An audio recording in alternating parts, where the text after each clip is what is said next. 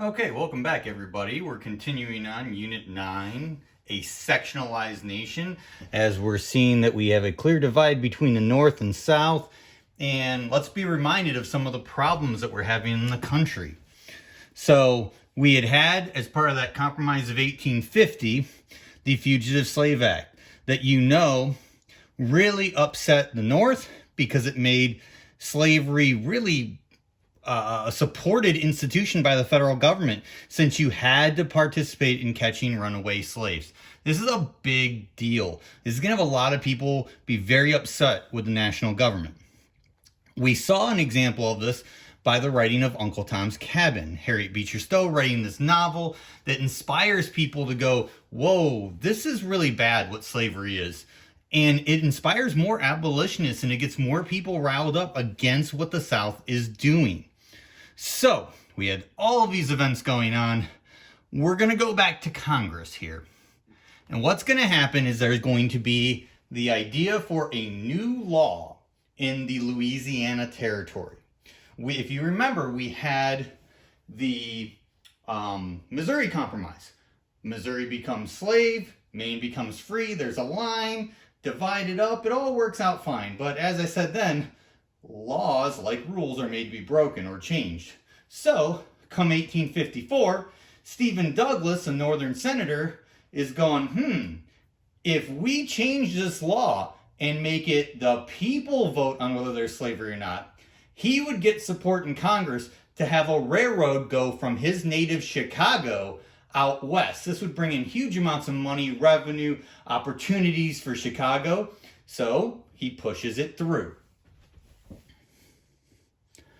What ends up happening is in Kansas, and we're going to start with Kansas because they had more people, popular sovereignty decides whether they would be free or slave. The people vote. Now this next bit, which you've already been able to see, I'm going to try to illustrate with a drawing.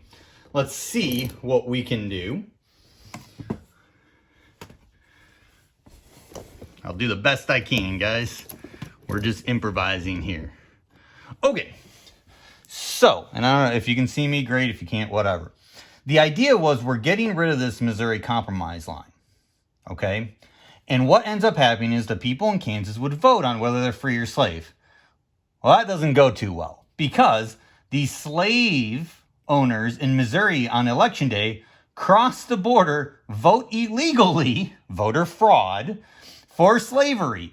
They also have people at the voting places with like shotguns going, which way are you going to vote? Voter intimidation. Like these things, in theory, do not happen today because we would never allow this. But because of this definitely shady kind of voting, Kansas is legally elected as a slave state. Now, the free state people for Kansas don't agree with that. They start their own government. There's actually two governments in Kansas. Yeah. What ends up happening is each side starts hunting each other down and shooting each other. John Brown, not our principal, who we'll talk about a lot more next week, actually gets his sons together and they go hunt down and murder people. This is why we call it Bloody Kansas and why it's turned into, a total craziness example of what is going on in the country. We have a state killing each other. Okay, so I want to get a little bit of a summary for you on this, and then we'll get to the next one. The Kansas-Nebraska Act with Bleeding Kansas. Let me make this big enough, and hopefully I'll be able to be seen all right. Okay, Bleeding Kansas tried to go with the red for you. It is what we would call a microcosm of the U.S. at the time. And microcosm being a small example of what's going on in the whole country. We're seeing this divide between free and slave turn so bad that people are killing each other. It's past the point of debate. This is a big deal. I mean, think about it today. We have people arguing that we should open up for COVID, and people will say, no, follow the scientists, stay in your house. What if they started bringing shotguns and shooting each other? Or AR-15s, the assault rifles and everything like that of today. I don't know why I said shotgun. It would be a disaster. Yikes. We can't trust the people to vote the right way. Sometimes Well, the old phrase goes, the person is smart, people are dumb. Now you're like, what? That's rude. No.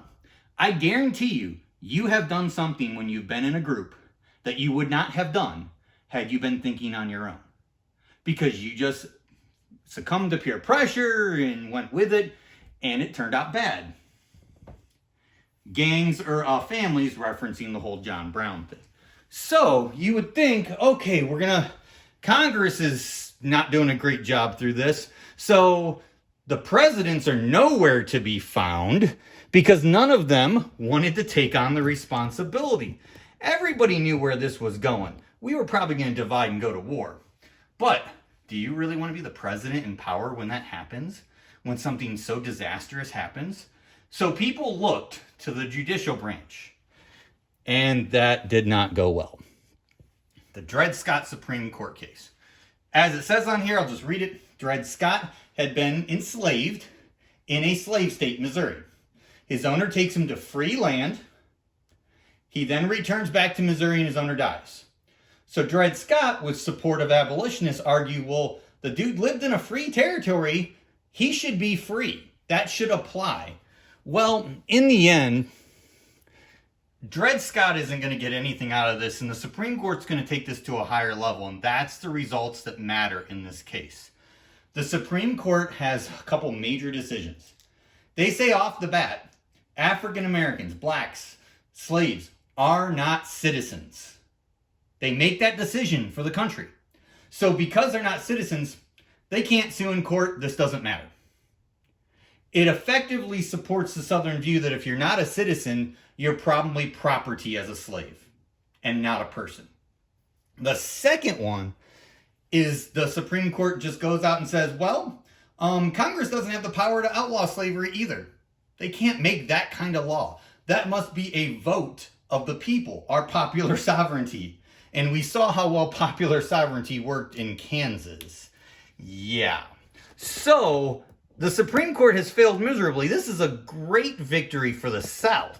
And we're going to go up and finish up our little video with this up here. Let me see if I can get it right. You guys got the general idea? Okay. So let me get over here for you. The Dred Scott court case, Dred Scott didn't matter in the end, unfortunately, because we're saying blacks are not citizens and that they're property. Major win for the South. You can imagine the divide. Okay, if we just said a group of people today were not citizens anymore, there would be major debates, possibly violence like we had back then. People must decide, not Congress. So we're going back to that popular sovereignty that didn't go well in Kansas. And this is really like, I couldn't think of a better example on the fly, so I'm sorry. The Supreme Court's throwing a grenade onto a fire. Like, we've already had Congress making horrible mistakes. Now the Supreme Court's making horrible mistakes. And everybody's looking for something to hopefully bring this country together. And our next lesson is going to be learning about someone that tried his best to bring the country together and is known as one of our greatest leaders of all time. But unfortunately, in a weird way, it was probably the reason that we broke apart finally and had the Civil War. Hope you enjoyed. See you.